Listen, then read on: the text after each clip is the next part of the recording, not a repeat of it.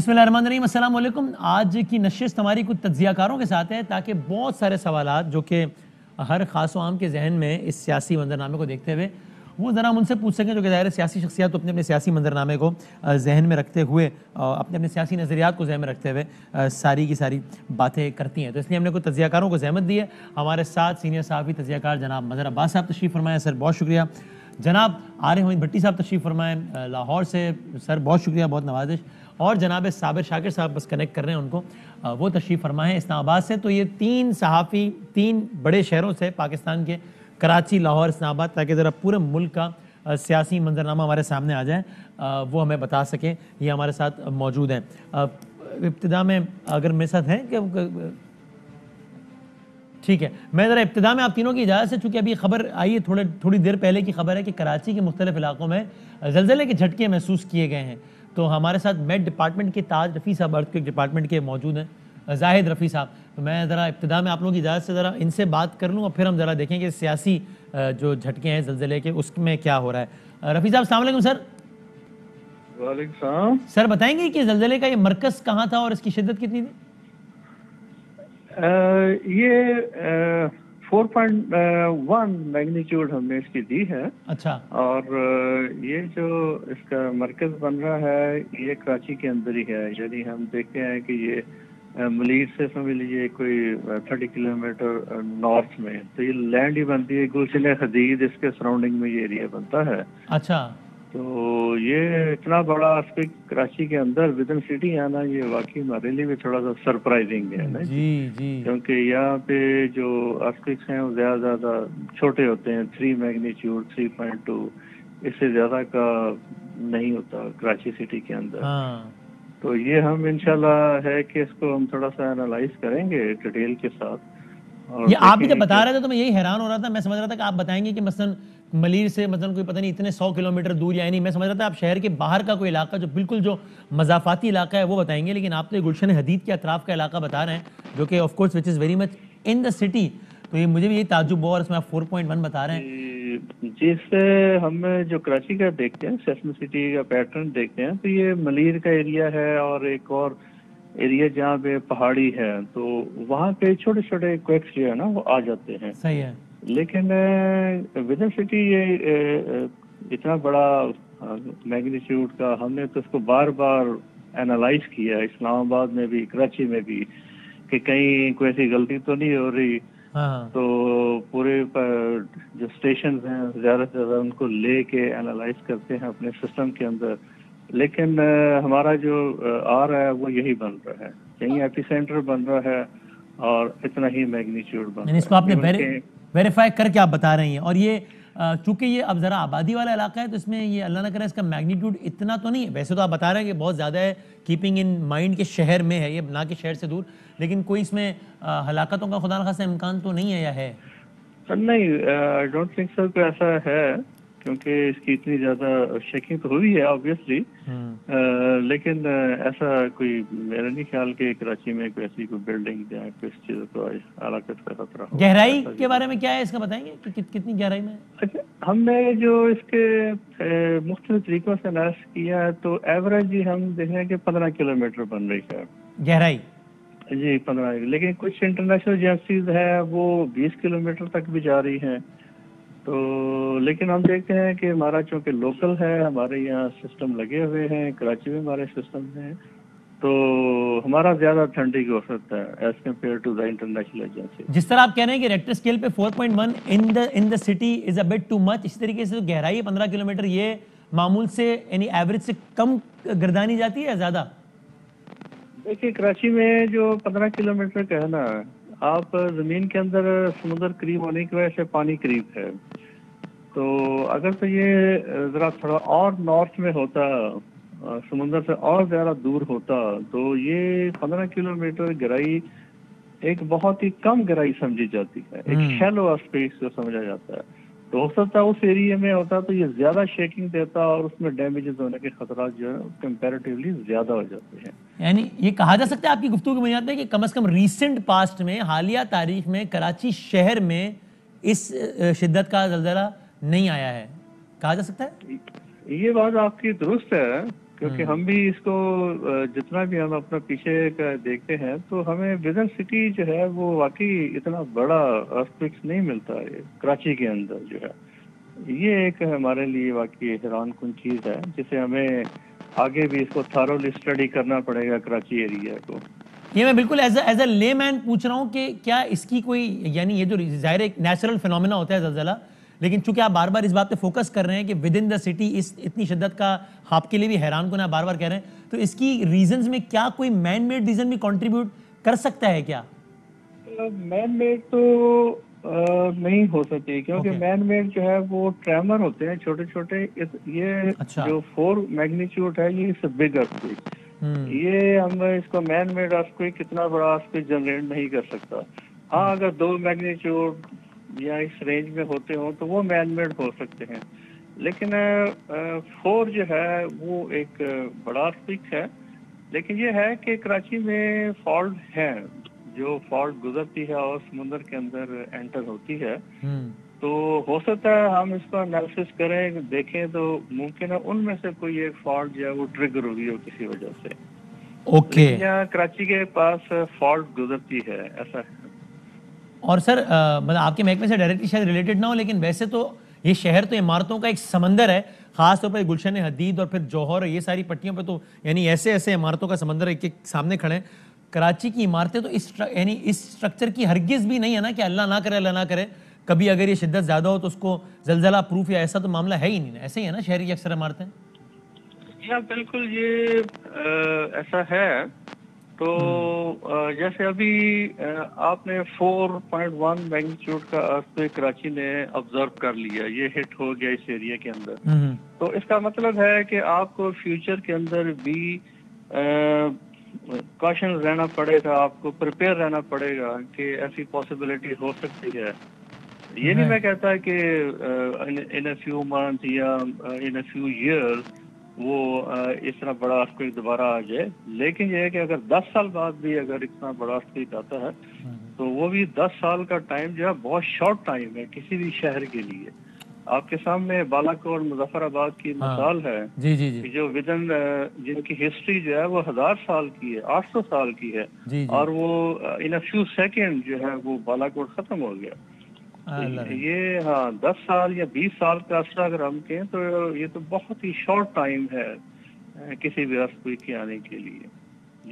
अल्लाह sir, बहुत शुक्रिया, thank you very much Rafi साहब, जाहिद रफ़ी साहब। यानी अभी तक ज़ाहिर है जो इत्तला है उसके हिसाब से तो ये लग रहा है कि इसमें कोई इंशाल्लाह जानी नुकसान नहीं हुआ होगा या कोई स्ट्रक्चरल एतबार से भी, लेकिन खुद चूँकि ज़ाहिर है वो एक्सपर्ट है और वो ये बता रहे हैं, तो वो ये बात बड़ी एक चश्म कुशा भी है, हैरान कुन भी है, थोड़ी सी परेशान कुन भी है जिस अंदाज से बता रहे हैं। इसमें बहुत सारे और सवाल भी हो सकते हैं कि खैर इस शहर में तो मतलब कोई स्ट्रक्चर ही नहीं है, कोई कुछ है ही नहीं, मतलब जिस शहर में एक पब्लिक ट्रांसपोर्ट ना हो, अभी इंशाल्लाह ग्रीन लाइन का आगाज़ होगा, वहाँ तो ये सवाल भी मजाक लगता है कि जलजला प्रूफ इमारतें हैं या नहीं। लेकिन बहुत सारी डिबेट हो सकती है कि मज़ीद क्या करना चाहिए अगर आगे ऐसी चीज़ों को अवॉइड किया जा सके, इस तरह के जलजले हैं तो नुकसान को मिनिमाइज़ किया जा सके। बहरहाल अल्लाह ताला सब बेहतर करें इंशाल्लाह। मेरे साथ तीनों मेहमान मौजूद हैं, आरिफ भट्टी साहब, जनाब मज़हर अब्बास साहब और जनाब साबिर शाकिर साहब। मैं तीनों का बहुत शुक्रगुजार हूँ। सर बहुत सारे मौजूद मैंने बात करनी है, ज़रा मैं एक एक करके शुरू करता हूँ क्विकली। ज़रा भट्टी साहब पहले ज़रा इससे अगर आगाज़ कर लें, प्राइम मिनिस्टर पाकिस्तान आज पहुंचे, पेशावर पहुंचे, जलसे से खिताब किया। 19 दिसंबर को वहां पे बल्दियाती इलेक्शन हो रहा है। एक इदारा है, हम जब इदारों के एहतराम की बात करते हैं तो हर इदारे का ही एहतराम होता है ना, मैं तो नहीं कहता कि यार इस इदारे का एहतराम करो बाकी इसकी खैर है। तो एक इदारा है, उसका नाम है इलेक्शन कमीशन ऑफ पाकिस्तान। उसने ये हिदायत दी थी कि ये इलेक्शन पे असरअंदाज होने के मुतरादिफ हो सकता है, अभी इलेक्शन में इतने दिन रह गए, आप वहां पर ना जाएं। और हुकूमत वक्त खुद प्राइम मिनिस्टर के सरबराह हैं, वो जाते हैं कि भाई करते हैं जलसा। इससे पहले भी हमें याद है कौन सा इलेक्शन हो रहा था वो, कि जिसमें इलेक्शन कमीशन ने कहा अली अमीन गंडापुर को निकल जाने का हुक्म दिया, प्राइम मिनिस्टर ने अगले दिन जलसा किया, अली अमीन गंडापुर को साथ बिठाया कि जाओ भाई, नहीं मानते बात। तो ये तो फिर इदारों, ये गिल के बल्तिस्तान वाले, तो ये तो फिर इदारों का एहतराम फिर किधर गया? मतलब ये तो फिर ये क्या बात हुई? बिस्मिल्लाहिर्रहमानिर्रहीम। फतामी साहब, आपको किसने कहा हमारे सियासतदान इदारों का एहतराम करते हैं? ये आपको बड़ी मासूमाना सा सवाल लगा है आपको। अदारों को कुचल के, कानून को कुचल के उस पर इम्प्लीमेंट करते हैं। जब अपोजिशन में हो फिर इस किस्म की गुफ्तगू करते हैं। मुझे बताएं, आपने खुद ही मिसाल दे दी कश्मीर के इलेक्शन में। अमीन गंडापुर, अली अमीन गंडापुर साहब ने की क्या गुफ्तगू नहीं की जी। 10 दफा वार्निंग दिया, डीसी को ऑर्डर किया। हाँ। उन्होंने डीसी को और कानून को और आईनी अदारा इलेक्शन कमीशन को जूते की नोक पे फेंक के वो मारा। उनके खिलाफ कोई कार्रवाई नहीं हो सकी। तो पाकिस्तान में ये तोको ना रखे कि किसी ताकतवर के खिलाफ कोई अदारा कार्रवाई कर सके। इलेक्शन अगर इस गवर्नमेंट से भी तवक्को ना रखें, चूंकि माजी के तो मसाइल थे ना, खानदानी सियासत, जागीरदार सियासत, फला फला। अब ये तो गवर्नमेंट कहकर ही आई थी कि जनाब वो चोर है, वो डकैत है, इदारों का एहतराम नहीं करते, इदारों पर असरअंदाज हो जाते हैं, बदमाशी करते हैं, हम करेंगे इदारों का एहतराम। उसके बाद भी अगर ये हालत, बस फिर से फातिहा पढ़ लेना। इस गवर्नमेंट ने पिछली गवर्नमेंट को कहां पीछे नहीं छोड़ा, कानून तोड़ने में, करप्शन में, अदारों में इंटरफेरेंस करने में, तबाही लाने में, आपकी इकोनॉमिक ग्रोथ जमीन पे ले जाने के लिए। कोई एक बताए ना, थोड़ा सा कोई मुझे कोड करेंगे जो हमारे वज़ीर आज़म से फरमाते थे, क्या आपके शहर में स्टील मिल कामयाबी की तरफ चल पड़ी है, खुल गई है? नो। वावड़ा कामयाबी की तरफ हो गया है? नो। गैस की कमी शॉर्ट हो गई है? नो। क्या अदारों में मेरिट पे तैनातियां होने लग पड़ी हैं? जिस मुल्क में 7 सेक्रेटरी पंजाब जैसे सूबे में लग जाएं और जब 4 बंदों का पैनल जाए तो अहम तरीन मुल्क की शख्सियत कहे ये तो बड़ा ऑनेस्ट आदमी है, तो ये तो मेरे बंदों के काम ही नहीं करेगा और ये कॉम्पिटेंट है, और उसकी तैनाती ना हो और उसी पैनल में जूनियर तरीन बंदे को लगा दिया जाए, तो लिहाजा देखिए ताकतवरों के लिए कानून नहीं होता। हाँ, ये अगर अपोजिशन होती तो यकीनन उन सबको पकड़ लेना चाहिए था, नैब को भी पहुंच जाना चाहिए था। हाँ। सब कुछ हो जाना चाहिए था। ये ख्वाहिश छोड़ दे। अच्छा, ये छोड़। साबिर साहब, आप एग्री करते हैं? अगेन मैं भी इस पे तो बात ही नहीं कर रहा कि ये ऑर्डर आपके ख्याल में कितना ठीक है, गलत है, ये वो, लेकिन अगर आप इदारों के एहतराम का जो दर्स देते हैं तो इसी तरीके से मिसाल कायम होनी है ना कि भाई आप अगर ये वाली एग्जाम्पल सेट करेंगे तो फिर तो बस फिर अल्लाह ही हाफिज है ना। देखिए, ये बदामी इसमें हमारे कुछ कवानीन भी ऐसे हैं कि जो काबिल अमल हैं ही नहीं और उनको बनाया हुआ है। मेरा ख्याल है कवानीन का मजाक बनाने के बजाय बेहतर है कि उनको तो इससे अच्छा नहीं उस कानून को तब्दील कर दें, जिस तारीख तक है तब तक तो अमल कर लें उसमें, वरना तो फिर आम आदमी सोचेगा मेरी नज़र में ये कानून ठीक नहीं है, मैं भी वायलेट कर देता हूँ, बट ठीक है फिर। उसकी वजह कि पॉलिटिकल पार्टीज ने इलेक्शन लड़ना होता है। अब अगर कोई भी इलेक्शन ले लें, खा वो मुस्लिम लीग नवाज की गवर्नमेंट हो, पीपल्स पार्टी की हो या PTI की हो, उसमें वो कहते हैं जी कि पॉलिटिकल लोग नहीं जा सकते। अब वही पार्टी अहदेदार होते हैं, वही पॉलिटिकल लीडर होते हैं, वही प्राइम मिनिस्टर हैं, वही मिनिस्टर्स हैं। तो आपको याद होगा कि आखिरी दिनों में फिर उसमें यह है कि चोर दरवाजे तलाश किए जाते हैं कानून से बचने के लिए, और चोर दरवाज़ों के चक्कर में इनडायरेक्टली तरक्याती फंड्स जारी किए जाते हैं, ग्रांट्स जारी की जाती हैं। तो उससे बेहतर है कि बजाय इसके कि कानून का मजाक उड़ाए, जैसे बिल्कुल इंतखाबात के अखराजात हैं, इंतखाबी अखराजात 15 लाख है, पता नहीं कितना है, हर किसी बच्चे को पता है कि उन इलेक्शन में तो मेरा ख्याल है कि भट्टी साहब जाके 5 आदमियों को खाना नहीं खिला सकते किसी 5 स्टार होटल में जो कि खर्चा रखा हुआ है, और आपकी खातर मदारत नहीं कर सकते, मदर अब्बास साहब को एंटरटेन नहीं कर सकते। अगर भट्टी साहब को कहा जाए कि उतने पैसों में आप सूबाई असम्बली या कौमी असम्बली का इलेक्शन लड़े, तो वो कैसे लड़ेंगे?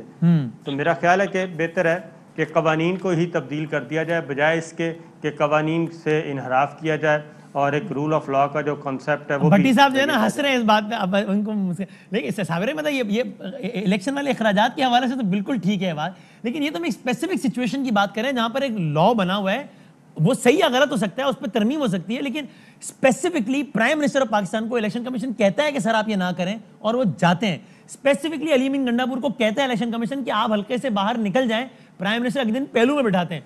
तो ये तो इससे ज्यादा क्लियर मैसेज क्या होता है कि भाई जाओ, नहीं मान रहा जाओ। अब अच्छा, उसमें बदामी बात यह है कि बल्दियाती इलेक्शन हो रहे हैं, क्या प्राइम मिनिस्टर ऑफ पाकिस्तान, कोई भी हो, गवर्नमेंट छोड़ दें किसके लिए, क्या वो प्राइम मिनिस्टर हाउस में कैद हो गए हैं?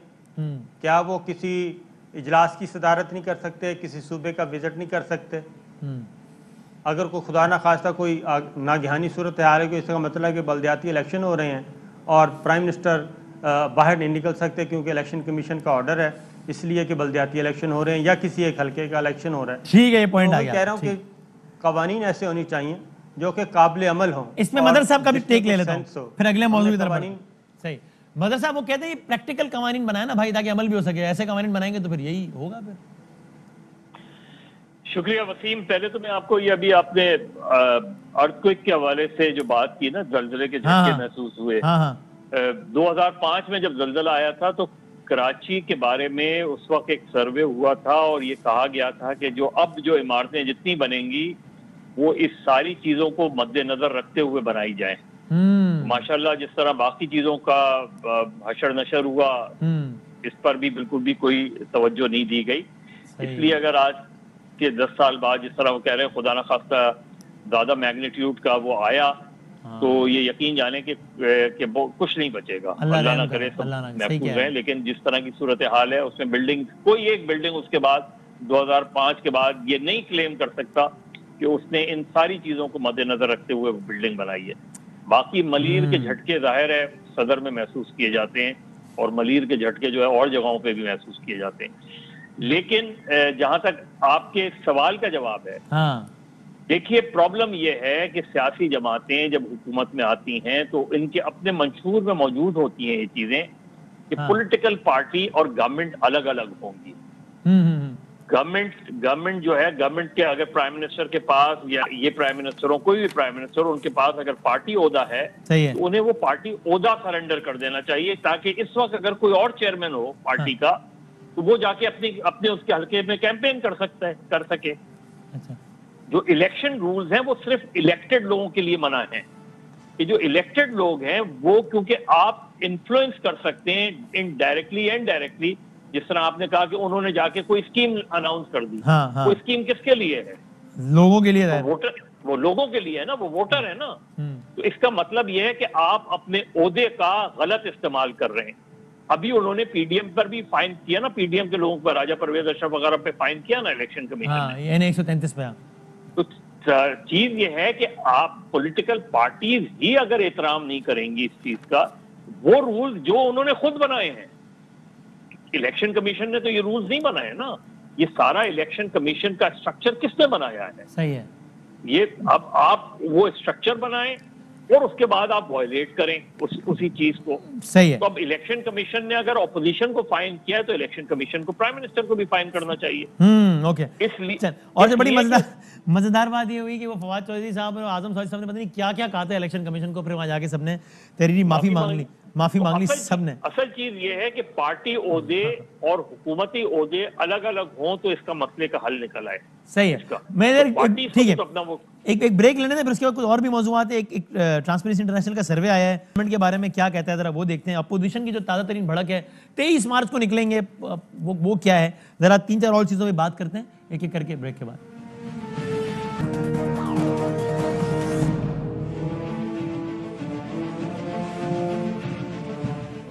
खुश आमदीद कहते हैं आपको एक बार फिर। अब ये जरा इस पे बात करते हैं कि ये 23 मार्च ये अपोजिशन ने क्या कर लेना है, क्या होगी। क्या भट्टी साहब आपसे शुरू करते हैं, ये 23 मार्च की तारीख क्यों दी है भाई, ये क्या हुआ है? ये तो मतलब उल्टा मजाक बन रहा है ना, मतलब ये, यानी मेरा ये ख्याल है कि इससे अच्छा है खामोश रहते, कोई भी बस ऐसी बात कर देते, ना बुलाते इजलास। ये तो और अपना मजाक उड़ाने की बात नहीं है। 23 मार्च को निकलेंगे जी मार्च के। नहीं। अच्छा वसीम नहीं, हरगिज नहीं। अच्छा देखिए, आपको याद होगा पीडीएम कमो बेशतर हजारों नहीं तो सैकड़े हुकूमत गिराने की डेटें दे चुकी हैं। जी हाँ बिल्कुल, कमो बेशतर लातदात। हाँ, ये बहुत समझदारी से मार्च का टाइम दिया गया है। अच्छा, ये हमें बेवकूफ समझते हैं। हाँ। क्योंकि पिंडी को इतला मिली थी कि इमरान मार्च के स्टार्ट में कोई अहम ऐलान कर सकते हैं 6 महीने बाद। जी। मौलाना फजलुर रहमान साहब इस प्रोग्राम में सख्त नाराज थे। उन्होंने नवाज शरीफ साहब को उस इजलास से पहले कहा था कि अगर आपने 6 दिसंबर को इस्तीफा और लॉन्ग मार्च का दिसंबर में ऐलान ना किया तो मैं पीडीएम की क़यादत छोड़ दूंगा। ये मैं आपको खबर दे रहा हूँ। मौलाना साहब आके कह दे ईमानदारी से, चलो हम इतनी नहीं करते। अच्छा। उसके बाद शहबाज शरीफ साहब की 4-5 मुलाकातें हुई। तो मैं ये नहीं कह रहा कि शहबाज साहब की हुकूमत आ जाएगी या इमरान खान की हुकूमत चले जाएगी। डेट बड़ी सोची समझी स्कीम के तहत दी गई है इमरान खान साहब को मार्च में एक ऐलान करने से रोकने के लिए। क्योंकि देखे ना आप, अक्टूबर में मौसम चेंज हो जाता है, मेरा मतलब इधर है, इसको गलत एंगल पे ना ले जाइएगा, सर्दियों के आने के सार होते हैं, मार्च में सर्दी जाने के सार होते हैं, तो आपका ड्रेस चेंज हो जाता है एकदम। अभी साबर और शाकर साहब ने स्वेटर भी पहना है, कोट भी पहना है ऊपर, लेकिन गर्मियों में ये नहीं रहेगा। तो ये बकायदा डिस्कशन हुई कि यार पहले तो ये, क्योंकि ये जो आप पिंडी के आप जलजले आज आया ना, अल्लाह ताला कराची को महफूज रखे, कराची है तो पाकिस्तान है। ये झटके इस्लामाबाद से पिंडी को पिछले साल इसी साल 2021 मार्च में देने की कोशिश की गई। ठीक है। उसके बाद सारा तसलसल फटा है सफा। ओके, अच्छा। उसके बाद 1-1.5 महीने बाद पिंडी की अहम तब्दीली हो गई, क्योंकि कुछ साहब कह रहे थे कि अगर इन्हें भेजना है तो पेशावर की बजाय फिर पिंडी कर लें। पिंडी में एक बड़ी इफेक्टिव चीज़ होती है, जो होती है उसके साथ एक लिंक होती है, जो फटाफट 8, 10, 50, 60 मूव करती हैं चीज़ें। पता नहीं मदर साहब को पता होगा चीनें या कैसे, वो जब जैसे 12 अक्टूबर हुई थी इस मुझे याद नहीं है, ठीक है, ज़ियाउल हक का दौर मदर साहब को होगा, बस सही है। ये इस वजह से डेट बड़ी समझदारी से दी गई। साबिर साहब, आपका भी ये ख्याल है? और क्या ये 23 मार्च को कुछ करने में कामयाब हो जाएंगे इमरान खान साहब को उस फैसले से, मैंने क्या यानी कुछ कामयाब हो जाएंगे क्या साबिर साहब? मेरा ख्याल है कि भट्टी साहब की इत्तला अपनी जगह, लेकिन मैं एक मिसाल दूंगा, बड़ी देहातों में ख़ास तौर पे होती है वो, जब लड़के लड़की का रिश्ता हो और उसमें कोई तनाज़ात चल रहे हों, रिश्ता टूटने के चक्कर में, तो फिर वो फ़ौरन जाते हैं कि चलें जल्दी जाते हैं, तो तारीख़ ले आते हैं ताकि रिश्ता भी बचा रहे और अगर कोई इख्तलाफात हैं इस दौरान ख़त्म हो जाएँ।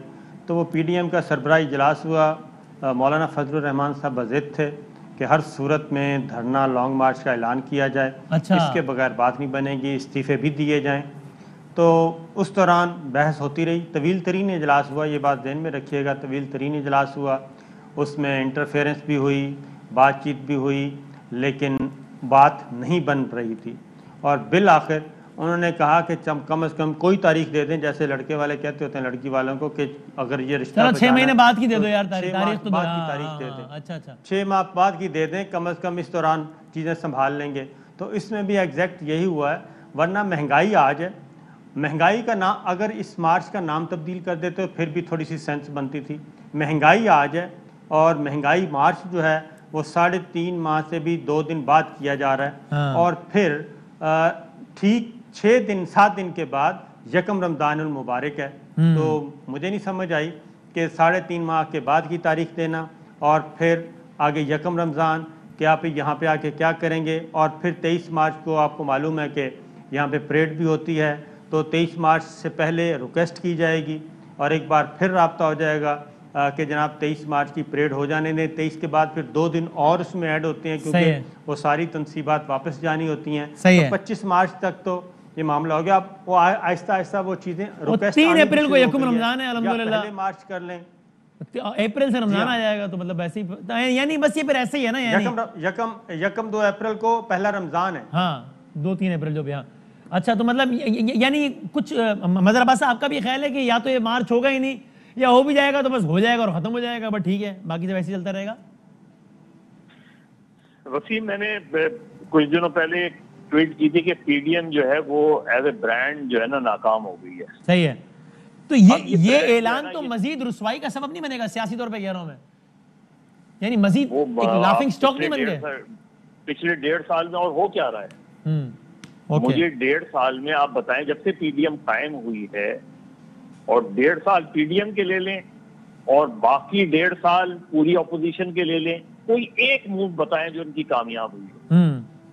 इसके बावजूद कि अपोजिशन की सेनेट में मेजॉरिटी है, उसके बावजूद एक मूव कामयाब नहीं हुई। इससे नाकाम अपोजिशन मैंने अपनी जिंदगी में नहीं देखी। अच्छा, यानी ये इस एक अपोजिशन, इमरान खान साहब को अपोजिशन भी अच्छी नहीं मिली। इमरान खान को सिवाय इसके कि अगर PMLN को अलग और PTI और PMLN का मुकाबला पंजाब में हो तो PMLN आज भी उसको एज हासिल है। और आप मदर साहब, आप उस बात को कितनी वेटेज देते हैं जो अभी ये भट्टी साहब ने कही? जाहिर उनका इशारा यही था ना कि हो सकता है कि मार्च में इमरान खान साहब कोई ऐसा ऐलान कर दें जो कि अमली तौर पर जिसका निफाज नवंबर के आसपास होना हो, लेकिन जब मार्च में ऐलान हो जाए तो फिर चीजें बड़ी वाज़ेह हो जाएं। तो ये खबर या ये ख्याल था पीडीएम के कैंप में, और उस वजह से जो है वो ये अगर देखिए वसीम अगर ये भट्टी साहब की अपनी इंफॉर्मेशन जरूर हो सकती है, उसने आपके कानून में आई है कि सुनती कि इमरान खान साहब मार्च में कुछ ऐसा कह सकते हैं जिसका निफाज नवंबर ऐसा मुझे नहीं लगता, लेकिन कल या परसों जो एक बहुत ही अनयूजुअल सी मीटिंग थी, यानी मैंने टू बी वेरी ऑनेस्ट मैंने कभी भी नहीं सुना, और साबिर और आरिफ दोनों इस चीज की वो कर सकते हैं कि कभी ये नहीं हुआ कि आर्मी चीफ, DGISI और प्राइम मिनिस्टर इनकी मीटिंग है और इस मौके पे कोर कमांडर पेशावर भी मौजूद थे। वेल डन नजर साहब, ये बिल्कुल अनयूजुअल मीटिंग है। कोई मुझे एक मिसाल दे दें कि प्राइम मिनिस्टर 2 टॉप उससे मिल रहे हों और एक तीसरा जो जाहिर बेशुमार कोर कमांडर है हमारे यहाँ, एक कोर कमांडर भी उस मुलाकात में। अफगान सूरत हाल, तालिबान, इस सब में भी जरा वो पेशावर का नहीं, तो वो तो आप ट्रांसफर कर जाते हैं ना यार, इम्पोर्टेंट है। अच्छा, वो तो आप ट्रांसफर कर जाते हैं ना, वो मतलब हो सकता है ऐसी हो, लेकिन उससे जो भट्टी साहब कह रहे हैं उससे नहीं कर रहा। देखिए, मुझे इमरान खान जो है टू बी वेरी ऑनेस्ट, मेरा काफी अरसे से मुझे इमरान खान 2023 से पहले जाते हुए बिल्कुल नजर नहीं आ रहे। मेरा भी ये ख्याल मुझे है। इस मुल्क में आम इंतखाबात 2023 से पहले नहीं नजर आ रहे। मेरा भी ये ख्याल है। हाँ, अलबत्ता बल्दियाती इलेक्शन के लिए PTI परेशान है कि पंजाब में बल्दियाती इलेक्शन के नताइज क्या हो सकते हैं, इसलिए वो डिवाइडेड है कि बल्दियाती इलेक्शन कराएं या ना कराएं। भाई पहले जरा स्पेसिफिक एक मिनट का जवाब दोनों इस पे दे दें। मदर साहब ने बड़ा दो टोक तज्जिया दिया है कि उनके ख्याल में खान साहब 23 से पहले नहीं जा रहे हैं और उनके ख्याल में इलेक्शन भी 23 में हो रहे हैं। अच्छा, मेरा भी ख्याल है कि अगर हो सकता है इलेक्शन थोड़ा जल्दी हो जाए, लेकिन इमरान खान साहब मुद्दत पूरी कर रहे हैं, यानी कि जब तक वो चाहेंगे तो रहेंगे। आपका ये ख्याल है भट्टी साहब? फिर मैं ये बात साबिर साहब से पूछूं। अच्छा, मुझे 1 मिनट दे दे। मैंने एक अर्ज किया है, मैं अपनी खबर पे कायम है। अच्छा, ओके। मैं कह रहा हूं नहायत काबिल एहतराम मदर अब्बास 2023 में भी अगर हुए तो 2023 अक्टूबर से पहले होंगे, उसमें बहुत बड़ी तब्दीली होनी है। और इमरान खान वजीर आजम फैसला कर चुके हैं कि उस पोस्टिंग बड़ी से पहले कराने हैं। मैं आपको उससे अगली खबर दे रहा हूं, इस खबर पे भी कायम हूं। ये जो कह रहे हैं ना, पिंडी से इस्लामाबाद से जब एक तबादले हुए थे 8-10 जिसमें कोई बदमजगी हो गई थी, मैसेज दिया गया था मैं असेंबली तोड़ने लगा। उन्होंने कहा वेलकम। उन्होंने कहा जी मैं फला आदमी को कह रहा हूँ मदर साहब को भी फारग करने लगा। उन्होंने कहा मोस्ट वेलकम। साथ ही पता नहीं ट्रिपल थे कोई शेर, वो जाग गए, उन्हें इजाजत थी कि अलर्ट हो जाओ। ये हकायक है। हाँ, पीडीएम ना कल इमरान खान की हुकूमत भेज सकती थी, ना आज भेज सकती है, ना कल भेज सकती है। मैं साबर शाकर जैसे साहिब इल्म से सवाल करता हूं जिनके नजर में कानूनी गलत बना है 21 में, और जो 47 से चलता आ रहा है उस वक्त ठीक था नून लीग और पीपल्स पार्टी में। मुझे ये बता साबिर साहब, आपकी वो बात ऐसी दिल पे लगी है भट्टी साहब, अब तक वो गम लेके बैठे हैं जो आपने प्रोग्राम के 30 मिनट में कहा था ना। वो कह रहे हैं कि यार मतलब नून और पीपल्स पार्टी करें तो अमल गलत, PTI करे तो कानून गलत। क्या ये खुला तजाद नहीं? वो बहुत दिल बर्दाश्त हुए भट्टी साहब। वजह ये है, उसमें वजह ये है कि जो इलेक्शन कमीशन का हम कहते हैं ना कि इदारों का एहतराम, इलेक्शन कमीशन ऑफ पाकिस्तान ने उस वक्त क्यों नहीं एक्ट किया जब सेनेट के नशिस्तें बिक रही थीं और वीडियो सामने आ गई थीं? उस वक्त इलेक्शन कमीशन ने कुछ नहीं किया और कोई एक्ट नहीं किया। और फिर ये है कि आज ख़त जारी हुआ और एक दिन में ख़त जो है वो तो कोरियर के ज़रिए, TCS के ज़रिए भी नहीं किसी को पहुंचता, तो वो उन्होंने पहुंचा दिया। तो प्राइम मिनिस्टर का जो अपनी होती हैं एंगेजमेंट्स, वो तो पहले से तयशुदा होती हैं।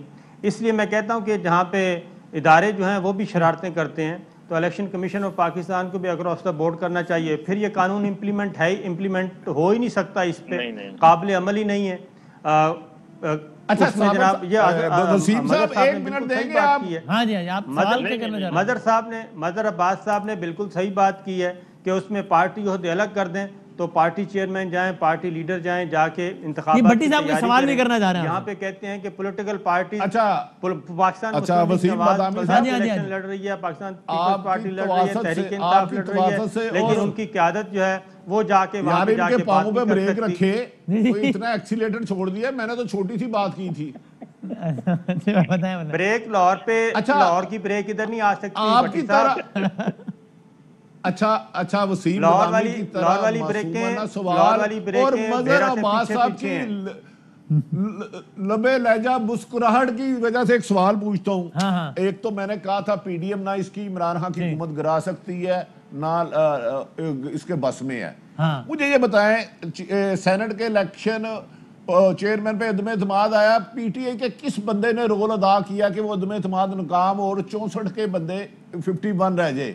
इमरान खान ने एतमाद का वोट लिया वजीर आजम समेत। पीटीआई के किस लीडर का रोल था कि तमाम लोगों को सेफ हाउस माफी चाहता हूँ इस्लामाबाद ला के एतमाद का वोट दिलाए? जॉइंट सेशन से जो इजलास 2 बिल पास हुए, बता दे भाई। पीटीआई के इस लीडर का नाम बता दे जिसने इत्तेहादी जमातों और अपने नाराज कारकुनों को बनाया। साबिर साहब, क्या ये सब कुछ पीटीआई के सियासी तदब्बुर, फहम, फरासत, बसीरत की वजह से मुमकिन हुआ या किसी और वजूहात की वजह से मुमकिन हुआ? कह रहा हूँ। हाँ, मैं भी खामोश हो जाए भाई सारे। गंज बख्श फैज़ आलम मजहर नूरे खुदा, गंज बख्श फैज़ आलम मजहर नूरे खुदा। बस यहीं रुक जाए।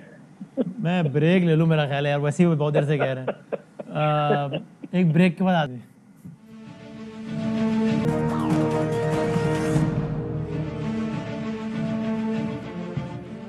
में खुश आमदीद कहते हैं। अच्छा जनाब, तो साबिर भाई जरा वहीं से शुरू करते हैं, फिर मैं बस आखिरी 1-2 चीज़ों को लेके कंक्लूड करता हूँ कि एक तो भट्टी साहब ने जो कुछ कहा, अगर उस पर अगर आपका कोई मुखालिफ बयानी है तो आप बताइएगा, और दूसरा जो मजहर साहब ने कहा, आपको भी ये लगता है कि गवर्नमेंट के साथ कुछ नहीं होने वाला अगले 3, 4, 5, 6 माह में, ये अपनी मुद्दत पूरी करेगी, या अगर इलेक्शन जल्दी भी होंगे तो इनकी अपनी मर्जी से होंगे, या आपके ख्याल में गवर्नमेंट जा सकती है? अच्छा, मेरा देखें, एक बात तो वो जो मदर साहब ने कहा था ना कि कोर कमांडर पेशावर क्यों आए थे, और उसमें जो मेरे पास इत्तला है वो ये है कि तहरीक तालिबान के साथ जो बातचीत चल रही है, कलदम तहरीक तालिबान के साथ, कोई वो है तकरीबन कमो बेश फाइनल होने वाली है। उसमें कुछ अप्रूवल्स की ज़रूरत थी प्राइम मिनिस्टर से, और उसमें होना ज़रूरी था सबका, तो इसलिए वो ख़ास तौर पे टीटीपी के साथ जो बातचीत है वो डिस्कस हुई है। उस दिन 2 मीटिंग्स हुई थी, एक में थे और एक में नहीं थे। एक तो ये जो मेरी इत्तला है। सही। और उसके बाद आपने कहा इलेक्शन, मेरा अपना ख्याल है कि इलेक्शन जो है वो 2022 में हो जाएंगे, 2023 में शायद इलेक्शन दाखिल ना हो, और ये अब इसमें डिपेंड करता है कि ये मर्ज़ी से होंगे या मर्ज़ी के ख़िलाफ़ होंगे, ये सिचुएशन पर डिपेंड करता है। पॉलिटिक्स में कुछ भी नहीं कह सकते, लेकिन 2022 मेरा अपना ख्याल है कि इलेक्शन ईयर है। आपका भी ये ख्याल है भट्टी साहब? नहीं, देखिए, इस बहुत मुश्किल हुआ तो फिर 22 के बिल्कुल एंड में होंगे, क्योंकि फिलहाल इमरान खान साहब के पास कुछ ऐसा है नहीं जो पब्लिक में लेके जाएं। बल्दियाती इलेक्शन क्यों नहीं कराए जा रहे? इमरान कह तो रहे हैं कि मार्च में करा रहे हैं। केपी में तो हो रहा है, अभी दिसंबर में हो रहा है, पहला मरहला 19 दिसंबर को। वो कह रहे हैं मार्च में पंजाब में भी करा देंगे। केपी मैं मार्च में जब कराएंगे तो मुझे बताइएगा ना, वो छोड़ दें। लेकिन मैं आपको गुजारिश कर रहा हूँ कि वो 23 के एंड तक नहीं जाएंगे, लेकिन उससे पहले इमरान खान साहब कोई ना कोई बड़ा काम जरूर करेंगे, और उस पर डिपेंड करता है कि दूसरी तरफ से क्या रिएक्शन आता है। जब इस्लामाबाद से सर्द हवाएं पिंडी की तरफ जाएंगी तो पिंडी का याद रख रहे, रास्ता पिंडी डिस्ट्रिक्ट में ही मरी आता है, उधर से बहुत ज़्यादा तेज़ ओलेबारी होगी, बर्फ़ गिर सकती है, स्नोफॉल होगी। मैं और मदर साहब देख के एंजॉय करेंगे, और साबर साहब सर्दी से बच के ठटरते होंगे। अगले 3-4 महीने में तो कुछ नहीं होने जा रहा ना आपके ख्याल में भट्टी साहब?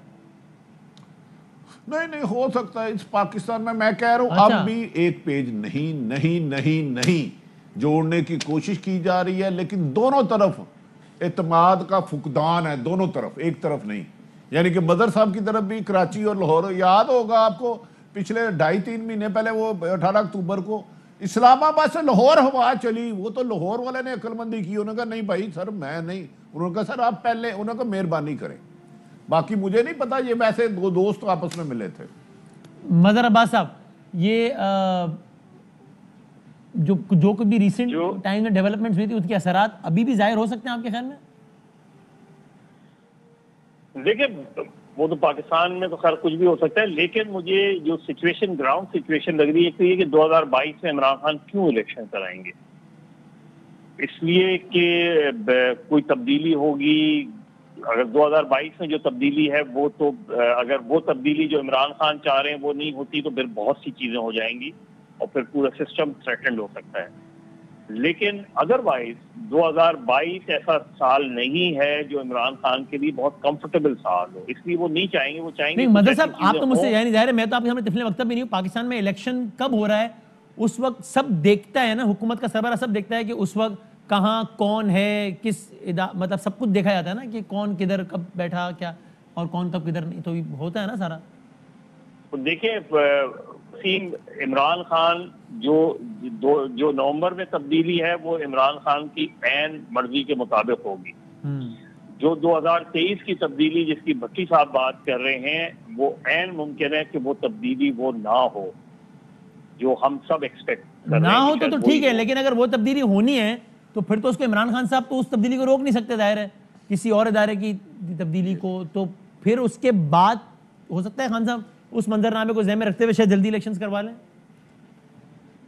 इमरान देखिए, अगर इमरान खान फर्ज करें भुट्टो साहब ने भी तो 76 में उनके पास एक साल और था लेकिन उन्होंने इलेक्शन कराए, तो उसको हम ये नहीं कहेंगे, उसको यही कहेंगे कि उन्होंने अपनी टर्म पूरी की है। हाँ सही है, ठीक है। इसलिए कि अगर मैं अपनी चॉइस से कोई चीज कर रहा हूँ तो फिर मैं अपने उसका पूरे टर्म पूरी कर रहा हूँ। सही है। तो अगर इमरान खान 2022 के बीच में आखिरी आएगा जी बस फाइनल एक आप और एक साबिर भाई। हाँ देखे इमरान हम बात कर रहे हैं इलेक्शन की। हाँ। कोई सोच रहा है नतीजे की के नतीजा क्या आना है। हाँ। उसके मुताबिक फैसला होगा। वोट डालना कोई बड़ी बात नहीं, असल बात है अनाउंसमेंट क्या होती है। सही है। साबिर भाई आखिरी में 30 सेकंड, ये नून लीग के लिए कुछ इस सब सूरत हाल में कुछ अच्छा है, उनके लिए इख्तिदार की राह हमवार हो सकती है, या सारा पिंड भी मर जाए तो उनका कुछ नहीं होना? नून लीग से मुराद आपकी अगर शरीफ फैमिली है तो नून लीग और शरीफ फैमिली दो मुख्तलिफ चीज़ें हैं। यानी कुछ ऐसा हो सकता है कि नून लीग में से कोई भी वज़ीर आज़म बन जाए, कोई भी, शहबाज शरीफ, शाहिद खान, कोई भी, ये मुमकिन है। नून लीग बतौर पॉलिटिकल पार्टी किसी किस्म की कोई कदगन नहीं है। वो आए इलेक्शन लड़ें, बेफिक्र होकर लड़ें, वो जीत भी रहे हैं, ज़मीनी इलेक्शन जीत रहे हैं।